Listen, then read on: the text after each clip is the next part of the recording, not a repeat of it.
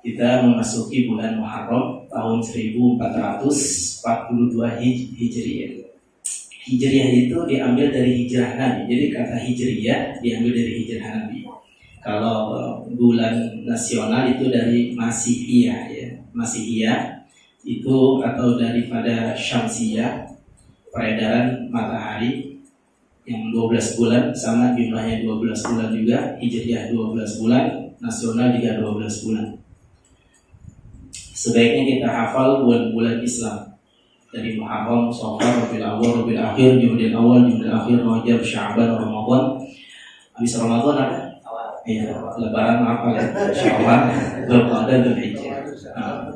Selain kita hafal bulan-bulan kita nasional Januari sampai Desember, atau bulan kita ya, bulan kita nih Surah, Safar, Mulut, Sri Mulyati gitu.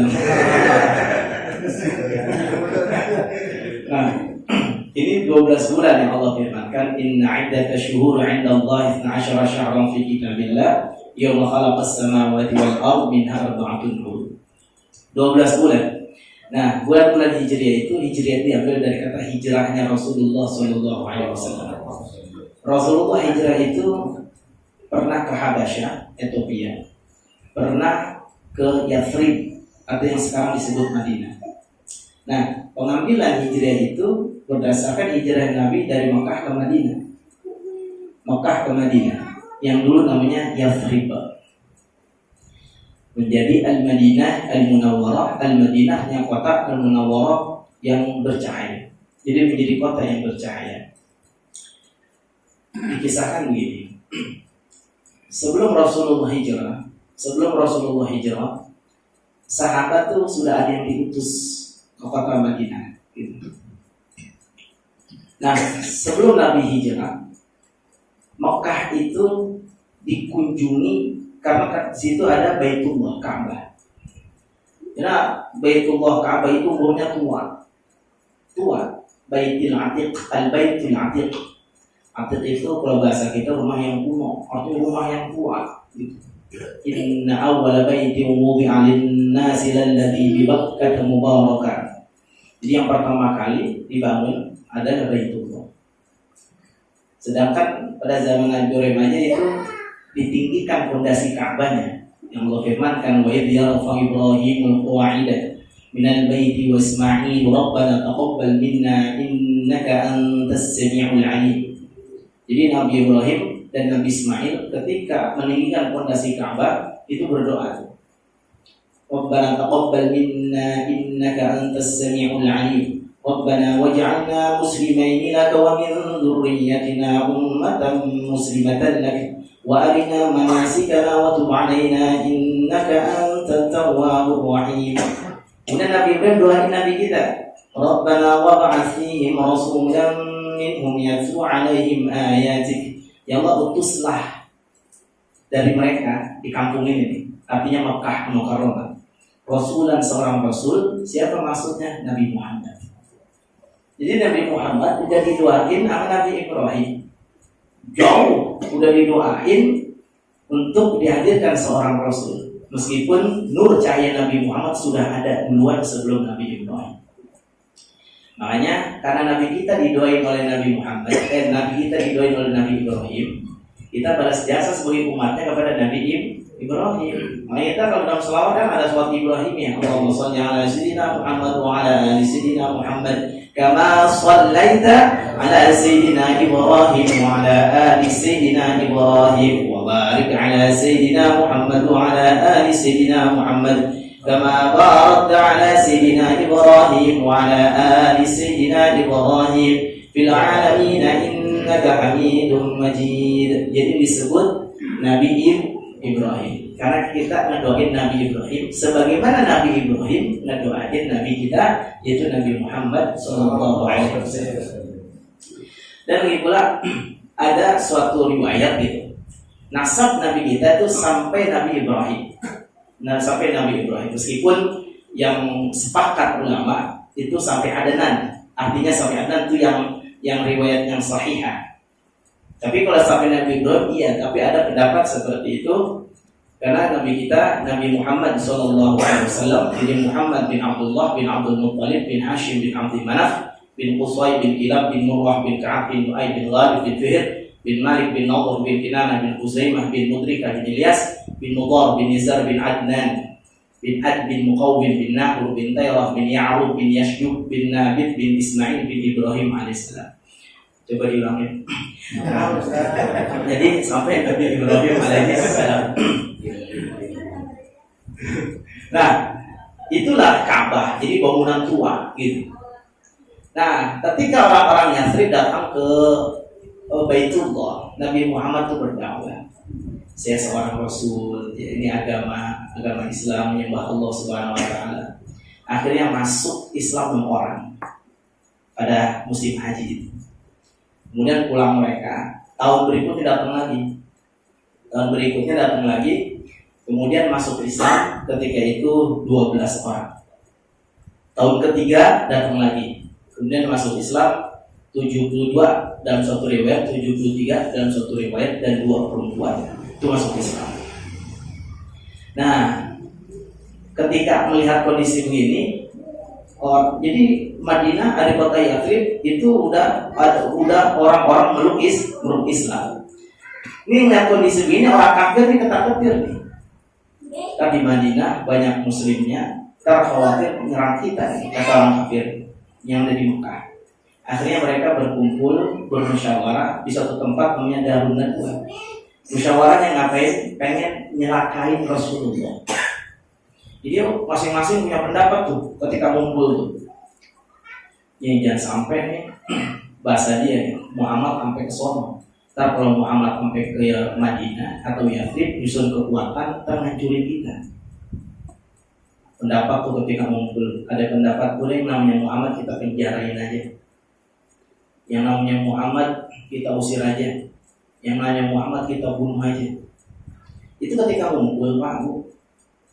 Iblis tuh sampai ikut rapat lagi musyawarah itu. Nyaruh jadi aki-aki dari Najd. Jadi dia jadi orang tua ikut rapat buat ngapain? Nyelakain Rasulullah. Nah, ketika ngumpul tadi kan pendapat tadi, Abu Jahal ngomong gini, udah yang namanya Muhammad kita bunuh aja. Tapi yang bunuh Muhammad jangan satu orang, tapi dari suku-suku yang hadir di sini kirim seorang untuk membunuh Muhammad. Soalnya kalau yang membunuh satu orang, nanti keluarga besar Muhammad akan menuntut satu orang tersebut. Tapi kalau yang membunuh banyak suku, keluarga Muhammad nggak bakalan, Bani Hashim nggak bakalan nuntut rame-rame yang membunuh. Jadi kalau satu orang yang bunuh dituntut. Tapi kalau yang bunuh banyak, nggak mungkin mereka berani menuntut yang banyak. Ini iblis tadi yang hadir dalam musyawarah itu, jadi nyaru jadi orang dari Najd, orang tua dari Najd bilang gini. Nah ini pendapat Abu Jahal saya setuju. Karena Abu Jahal dengan iblis kan sama-sama iblisnya. Jadi akhirnya setuju. Nah sepakat ketok palu, rumah Nabi Muhammad dikepung. Sebelum sorenya malaikat Jibril datang pada Nabi Muhammad. Ini sebelumnya orang-orang udah pada hijrah. Jadi yang belum hijrah itu Nabi. Makanya kalau yang mengatakan Nabi Muhammad hijrah itu sebagai rasa takut atau beliau seorang penakut dan pengecut, itu tertolak. Karena yang sudah hijrah duluan para sahabat. Nabi belum. Kan kalau orang yang penakut kan mendingan gua duluan yang pergi kan gitu. Iya. Daripada orang-orang mendingan gua. Enggak, Nabi Muhammad tetap di Mekah sebelum datang perintah. Tetap di Mekah. Karena yang apapun dikerjakan oleh Nabi adalah wahyu dari Allah. Atas perintah apapun, atas perintah Allah. Nah akhirnya kata malaikat Jibril, ya Muhammad la tabid hadhil lailata ala firashika alladhi tanamu fihi. Wahai Muhammad kekasihku, malam ini jangan tidur di tempat yang biasa kamu tidur. Datang perintah hijrah.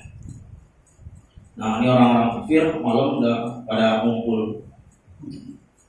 Pengen membunuh Nabi itu, bukan rumah Rasulullah.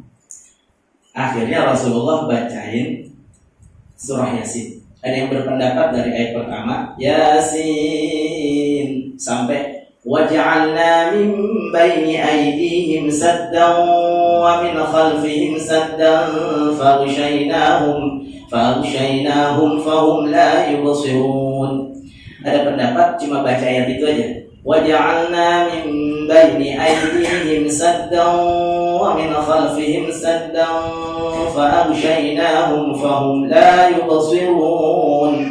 وَجَعَلْنَا, dan kami jadikan baina aydihim, di antara hadapan mereka, ini orang kafir, saddan, dinding, tembok, terhalang, penghalang. Wa min khalfihim, dan di belakang mereka kami jadikan saddan, dinding, penghalang. Faghshaynahum, atas kami tutup pandangan mereka, fahum la yubsirun, lantas mereka tidak melihat. Dibacain begitu sama Nabi. Itu orang kafir yang udah siap membunuh Nabi, di luar tidur semua, ngantuk, tidur aja. Itu namanya mukjizat Rasulullah. Jadi dibacain begitu, tidur semua. Kalau pakai amok lagi, tidur semua. Tidur semua. Itu dibacain sekali tuh. Apalagi dibaca 3 kali, daripada gila. Tidur, akhirnya apa? Nabi keluar. Kemudian diaurin pasir di kepala mereka. Jadi dibacain ayat itu kadang lihat. Jadi bolehlah sewaktu-waktu kalau lagi ada razia, berbosi,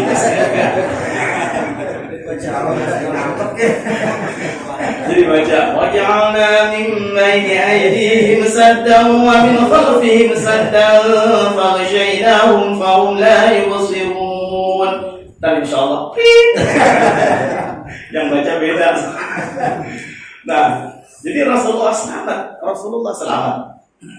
Rasulullah sebelum bilang Sayyidina Ali, tidur di tempat tidurku. Ini Sayyidina Ali seorang pemuda, juga sepupu Rasulullah, sahabat Rasulullah yang kelak jadi mantu Rasulullah. Nah, jadi beliau berani gitu. Sekarang kalau bukan orang berani ya, misalnya tidur sini ya, saya pergi, orang kafir datang, yang dibunuh kan ntar dia. Kalau orang penakutan, oh enggak kan begitu. Berani Sayyidina Ali. Minta Sayyidina Ali. Akhirnya Rasulullah berangkat. Udah ditunggu oleh Sayyidina Abu Bakar As-Siddiq. Ya, gelarnya As-Siddiq. Kenapa As-Siddiq? Itu karena membenarkan Rasulullah. Membenarkan apa? Ketika peristiwa Isra Mi'raj. Nah, ini mudah-mudahan masalah As-Siddiq terambil daripada As-Siddiq. Jadi jujur membenarkan apa yang disampaikan Rasulullah. Ketika orang-orang ditanya, ya Abu Bakar, orang-orang ditanya tentang Isra Mi'raj, mereka goyah. Ada yang yakin, ada yang goyah, gimana? Kalau Sayyidina Abu Bakar ditanya, ya Abu Bakar, sahabatmu, maksudnya Nabi Muhammad, dia cerita di Isra, dimi'rajkan oleh Tuhannya, dari Mekah ke Baitul Maqdis, kemudian ke langit pertama, langit 7, bertemu Tuhannya, sekarang kembali lagi. Nah sekarang sudah ada di sini lagi, apakah kau percaya? Sayyidina Abu Bakar Siddiq dengan yakin mengatakan, jangan yang begitu. Lebih dari itu, kalau yang disampaikan oleh kekasihku, oleh nabiku Nabi Muhammad SAW, aku akan mempercayainya. Jadi udah nggak pakai akal lagi, nggak mikir-mikir lagi. Ini udah ke mana? Jadi apa yang disampaikan oleh Nabi, saya udah percaya. Makanya dapat gelar As-Siddiq. Sayyidina Abu Bakar Siddiq udah nunggu. Akhirnya kan tidur kan, belum ada tidur tadi. Nah, akhirnya Rasulullah keluar, bertemu Sayyidina Abu Bakar As-Siddiq, kemudian menuju Madinah. Sebelum menuju Madinah, itu singgah di Gua Thawr. Itu 3 hari 3 malam di situ, di Gua Thawr. Nah, itu orang-orang kafir lagi sedang nyari Nabi. Bahkan nggak ada yang sembarang, siapa yang dapat Rasulullah, siapa yang dapat, mereka nggak ngomong Rasulullah, siapa yang dapat Muhammad, dapat hadiah begini. Sayyidina Abu Bakar Siddiq dan Rasulullah tinggal di Gua Thawr tersebut, singgah di situ. Mereka lagi nyari. Allah kasih pertolongan, Allah kirim makhluk Allah, laba-laba, Allah kirim burung merpati. Di mulut gua itu laba-laba nggak sama-sama bikin sarang aja. Burung pada bertelur di situ. Sehingga orang kafir yang ada di luar, ini sebelum kasus itu lihat nih, wah itu kaki-kaki orang semua, itu orang kafir lagi nyari saya dan Rasulullah. Sehingga sebelum kasus ini ada rasa khawatir dan takut. Dihibur oleh Rasulullah, la tahzan, la takhaf wa la tahzan, innallaha ma'ana. Jangan takut, jangan khawatir, Allah bersama kita. Itu kelihatan kakinya. Jadi mulut buahnya itu kecil, orang bolak-balik melihat itu. Tapi Allah kirim laba-laba dan bikin sarang. Ini suatu pelajaran buat kita. Allah kirim makhluk yang lemah aja padahal. Sarang laba-laba seberapa kerasnya sih, tinggal disentil juga hancur. Telur burung ya elah tinggal gini juga pecah. Tapi Allah kirim begituan. Ini pelajaran buat kita. Jangan ngeremehin orang-orang lemah. Karena Allah kirim bantuan dari makhluk Allah yang lemah. Allah kagak kirim singa, Allah kagak kirim macan, Allah kirim yang begituan doang. Tapi akhirnya Nabi selamat. Makanya dalam kehidupan jangan kita merendahkan orang yang lemah, baik lemah keilmuannya, baik lemah ekonominya, baik lemah strata sosialnya. Bahkan Nabi sabdakan, innama tunsuruna wa turzaquna bi du'afaikum. Hanya saja kalian ditolong, diberi rezeki dari orang-orang yang lemah di antara kalian. Kali ekonomi kita alhamdulillah, usaha kita lancar, mungkin dari doa-doa saudara-saudara kita yang kita bagi. Lantaran kita bagi, artinya senang, dia ngadoain kita. Nah kan kalau orang susah kan doa khusyuk banget. Coba apa? Kalau baru kondisi mepet kejepit kan doa kadang pengen nangis. Ya orang kagak pernah tahajud jadi tahajud. Iya, sampai doa nangis. Ya orang lagi susah. Kalau kehidupan enak-enak kan jarang sampai nangis. Jarang. Ya doa juga belum tentu. Bisa lagi kadang susah sampai nangis doa. Gitu. Rajin baca waqiah ya orang susah. Jadi jangan remehin orang-orang susah. Jadi mungkin usaha kita lancar, kita berbagi saudara-saudara kita, apa ponakan kita, melencing kita, didoain akhirnya mereka. Usaha kita jadi lancar. Orang yang lugu hatinya bening, kagak ada dengki, kagak ada iri, gitu. Jadi Allah kirim yang lemah. Tapi dengan sebab makhluk yang lemah, orang kafir kagak tahu. Itu. Akhirnya Rasulullah melanjutkan perjalanan. Itu sebelum melanjutkan perjalanan, di budak ternyata namanya Suraqah. Itu pedang udah pengurus Rasulullah. Rasulullah nggak megang senjata. Cuma gini doang ketika orang kafir tersebut, ya Muhammad, siapa yang bisa nolong kamu sekarang? Jadi ketemu juga dikejar. Cuma ngomong gini Nabi Muhammad, Allah. Ngomong Allah doang itu gemeter Rasulullah. Akhirnya kakinya jatuh, kemudian terprosok, kemudian pedangnya juga jatuh. Kalau Nabi mau bunuh bisa, tapi Rasulullah nggak seperti itu. Jadi keyakinan ketika mengucap Allah, siapa yang nolong kamu? Allah, itu udah gemeter hatinya. Makanya orang Muslim ketika berjihad fisabilillah, keyakinan cuma ditolong Allah itu doang. Jumlahnya kadang sedikit, orang kafir banyak. Tapi karena keyakinan itu atas pertolongan Allah bisa menang akhirnya. Makanya di hati kita hadirkan kekuasaan kebesaran Allah. Padahal kan 2 bulan, 3 bulan yang lalu itu orang pada puyeng. Yang corona sedang lagi gencar-gencarnya. Iya, ekonomi ya susah, mau ngapa-ngapain ya susah, pendidikan terbengkalai. Sampai sekarang bocah kagak masuk sekolah. Makanya dia masuk sekolah kagak ngaji kagak, betul layangan baik akhirnya. Enggak iya, main sepeda malu mau apa? Iya. Semua berpengaruh gitu. Hadirkan kekuasaan Allah yang menjaga kita Allah. Gitu. Semuanya hanya wasilah, master hanya wasilah, semuanya wasilah, tapi Allah segala-galanya. Akhirnya melanjutkan perjalanan Rasulullah, sampailah di sebuah kampung. Ya, kampung sebelum Madinah ada rumah.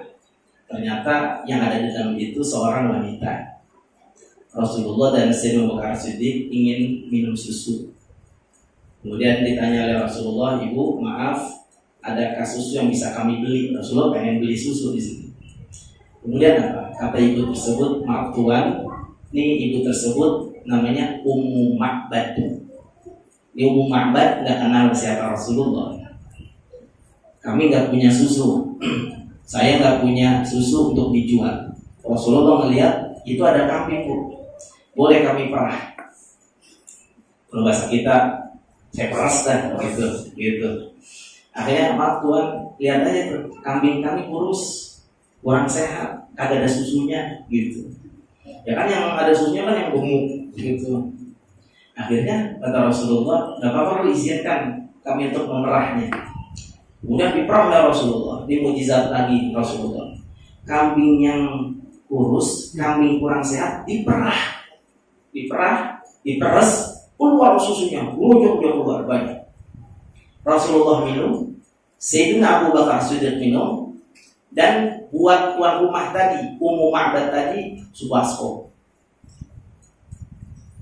Dipegang dengan tangan Rasulullah, susu keluar. Nah, kemudian Rasulullah melanjutkan perjalanan. Suaminya datang, Abu Ma'bad. Dia kaget, ada susu banyak gitu. Istriku, iya suamiku, kayak Mandarin. Iya suamiku. Kalau Mandarin begitu kan, kakak pertama, kakak kedua. Nah, pada nonton juga nih.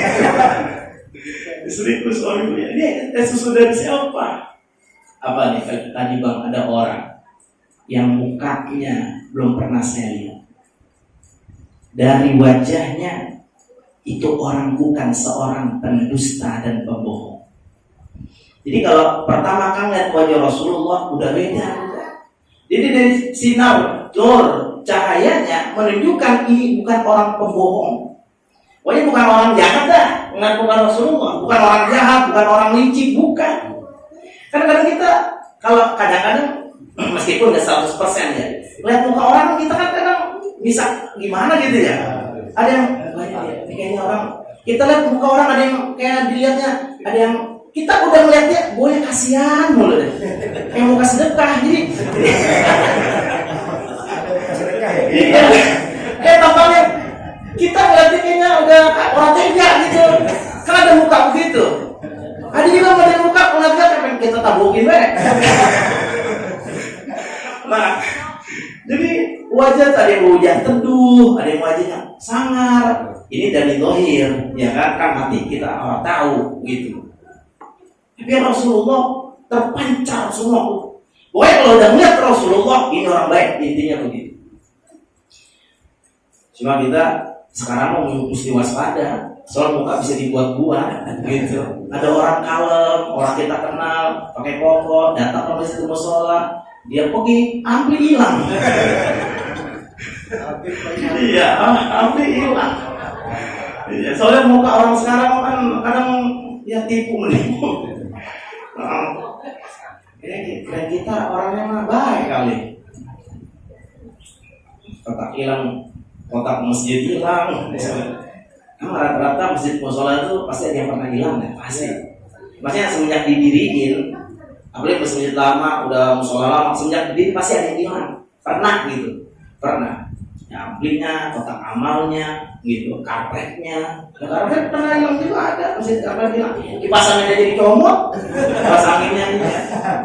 Makanya awet tuh cuma dua, beduk sama burung batang.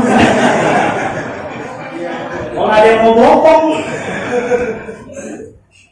Nah, akhirnya Rasulullah melanjutkan perjalanannya. Jadi kalau melihat wajah Rasulullah ini orang baik. Dan perempuan tuh kalau melihat wajah Rasulullah nggak berani goda-godain, karena tertutup wibawa Rasulullah yang besar. Coba, yang kalau kita santer dia, Nabi yang paling ganteng siapa? Nabi Yusuf kan, Nabi Yusuf. Kata Syekh Ahmad Nasrawi, pengarang Hasyiah Sawi ala Tafsir Al-Jalalain, ini umpama kalau lingkaran gitu ya, bulat. Kegantengan Nabi Yusuf itu ya setengah. Kegantengan Nabi Yusuf dari bulat itu setengah. Yang setengah itu dibagi kegantengannya, kecakapannya, kecantikannya buat orang seluruh dunia dari zaman pertama sampai akhir. Termasuk Ibu De Herlino di situ. Nah kalau Rasulullah penuh Rasulullah, enggak terbagi. Cuma ditutup oleh wibawa Rasulullah sehingga nggak berani perempuan macam-macam. Kalau Nabi Yusuf ujiannya, ya kan, perempuan berani kan. Sering dengar perempuan diperkosa, apalagi diperkosa. Maksudnya perempuan diperkosa laki, apa sering dengar laki diperkosa perempuan? Sering perempuan diperkosa laki kan? Atau laki memperkosa perempuan, atau sering dengar perempuan memperkosa laki? Jarang kan? Nabi Yusuf beda. Perempuan yang demen. Makanya di antara nanti di yaumul qiyamah nih, sab'atun yudhilluhum fi dhillihi yauma la dhilla illa dhilluh. Nanti di yaumul qiyamah ketika matahari dekat, jaraknya orang pada kondisi beda-beda. Ada yang banjir keringat, panas semua. Ada yang keringatnya sampai sedengkul, ada yang sepinggang, ada yang kelelep sama keringatnya. Di antaranya dia rajulun da'athum ra'atun dzatu mansibin wa jamalin faqala inni akhafullah rabbal alamin. Ada orang laki bersama perempuan. Ini perempuannya ngajakin zina orang laki tersebut. Bukan lakinya, perempuannya yang tergila-gila sama laki tersebut. Tapi perempuannya ini, lakinya nolak. Enggak. Saya takut pada Allah. Tapi perempuan yang ngajak itu padahal nih, dzatu mansibin wa jamalin, punya kedudukan dan orangnya cakep. Jadi ini perempuan bangsawan, perempuan cantik, luar biasa cantiknya, lakinya nolak, kagak mau. Ya kalau perempuannya jelek mah wajar. Lah ini mah perempuannya cakep, kagak mau lakinya. Nanti dia yaumul qiyamah sejuk, nggak ada panasnya sama sekali. Nabi Yusuf nggak mau kan? Akhirnya kata Nabi Yusuf, kalau saya yang salah, maka yang robek di depan ibu angkatnya, baju ibu angkatnya. Kalau saya yang benar, belakang saya. Sekarang kalau perempuan yang pengen diperkosa, yang robek itu baju saya depannya, bagian depan. Kalau perempuan ogah kan berarti kan begini. Berarti yang robek kan baju depan lakinya kan. Tapi kalau yang lakinya ogah, perempuannya maksa, lakinya kabur. Perempuannya maksa, yang robek bagian belakang. Kayaknya mau pergi sini apa gitu kan, jadi robek. Iya. Ini ngerti nggak sih ngomong? Paham. Iya. Akhirnya Nabi Yusuf ya. Jadi Rasulullah SAW tertutup dengan wibawanya, haibahnya. Jadi nggak ada yang menggoda-godain perempuan Rasulullah, nggak ada. Nah, lanjut perjalanan sampailah kota Madinah. Nah, disambutlah yang biasa kita sering dengar ya. Tala'al badru 'alaina min thaniyatil wada'. وجب الشكر علينا ما دعا لله داع أيها المبعوث فينا جئت بالأمر المطاع. Semua kira kedatangan Rasulullah, nyambut kedatangan Rasulullah. Nah, singkat cerita sampailah Rasulullah ke Madinah. Terus tinggal di Madinah sampai Rasulullah meninggal dan wafat di sana, dikuburkan Madinah. Makanya Masjid Nabawi, kalau kita sudah pernah ke sana, yang haji dan umroh, dan yang belum mudah-mudahan bisa ke sono, yang udah juga bisa balik lagi. Untuk Masjid Nabawi ada 3 makam di dalamnya. Ini makam Rasulullah, makam Sayyidina Abu Bakar As-Siddiq, makam Sayyidina Umar bin Khattab radhiyallahu anhu. Nah, ini rumah siapa yang jadi kubur Rasulullah? Rumah Sayyidah Aisyah, istri Rasulullah sekaligus putri Sayyidina Abu Bakar As-Siddiq. Nah, Sayyidina Umar ini orang lain nih. Orang lain artinya hubungan dengan Sayyidah Aisyah nggak ada hubungannya, gitu. Akhirnya izin ketika Sayyidina Umar mau meninggal, izin.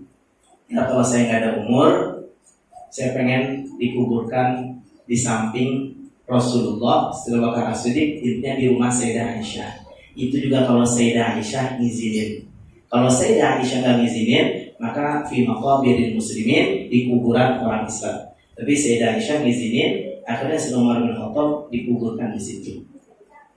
Sampai Rasulullah meninggal itu di kota Madinah. Jadi Rasulullah lahirnya di Mekah.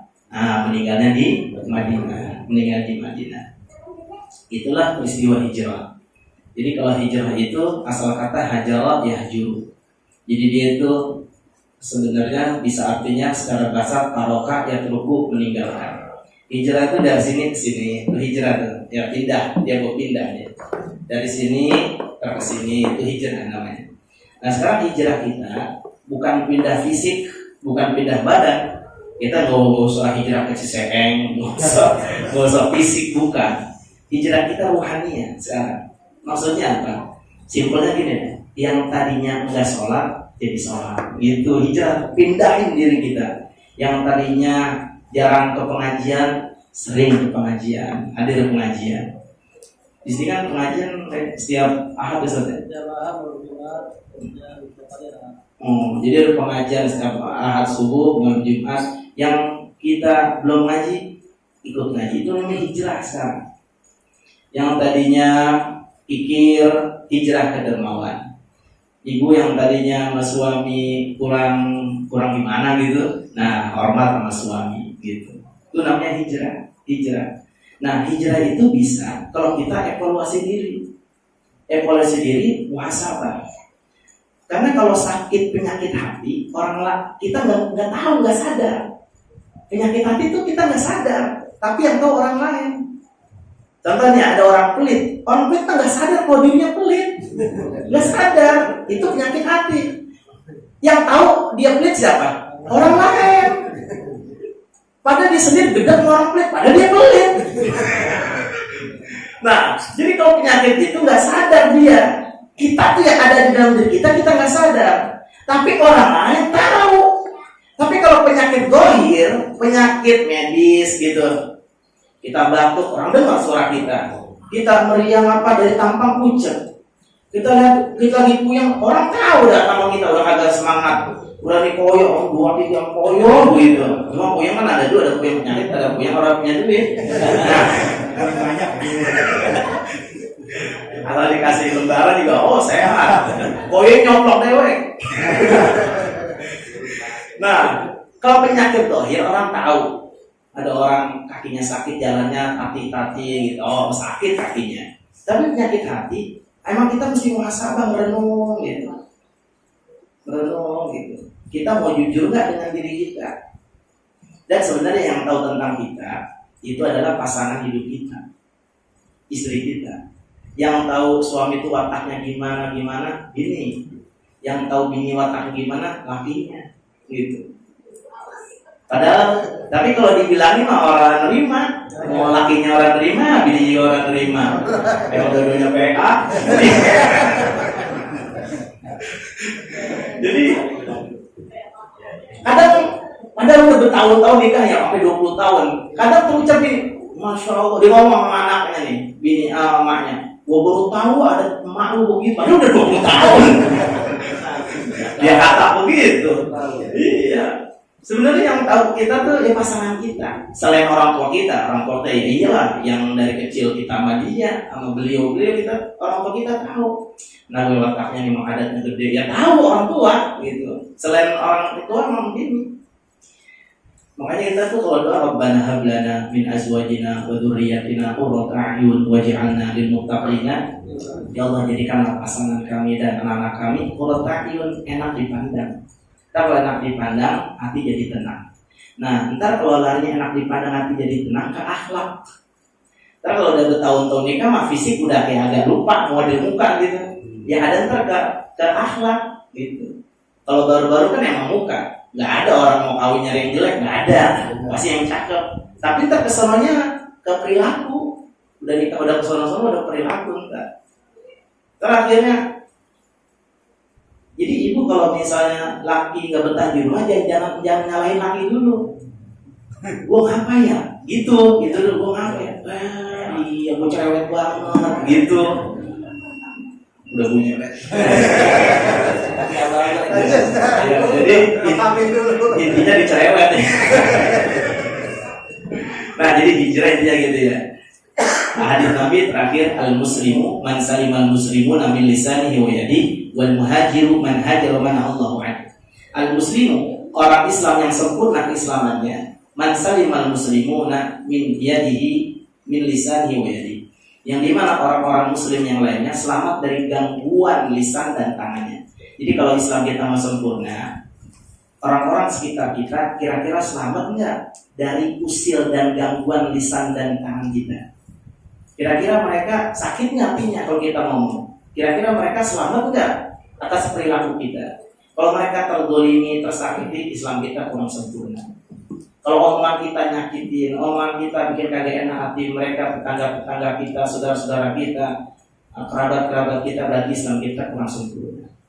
Wal muhajiru man hajara manahallahu anhu. Dan orang yang hijrah hakikatnya yang meninggalkan apa-apa yang dilarang Allah. Yang Allah larang ditinggalkan, itu namanya hijrah. Berubah dari buruk menjadi lebih baik, itu namanya hijrah. Jangan nunggu kapan-kapan, jangan nunggu entar-entar, sekarang lah. Karena waktu kita kagak tahu kapan maut menjemput kita. Mudah-mudahan semakin hari semakin menjadi lebih baik semuanya. Allah jaga anak kita, keluarga kita, keturunan kita, semoga anak-anak kita, cucu-cucu keturunan, mantu-mantu, anak yang soleh dan solehah. Taat pada Allah dan Rasulnya, bakti pada kedua orang tua, berguna bagi agama dan sebangsa. Allah luaskan rezeki kita, Allah gampangkan usaha kita, Allah jadikan keluarga sakinah, mawaddah warahmah, Allah jadikan perlindungan pada kita, dan negara ini menjadi negara yang senantiasa diberkahi oleh Allah Subhanahu wa taala. Amin ya rabbal alamin. Sekian demikian, terima kasih. Wallahul muwaffiq ila aqwamit thoriq. Assalamualaikum warahmatullahi wabarakatuh.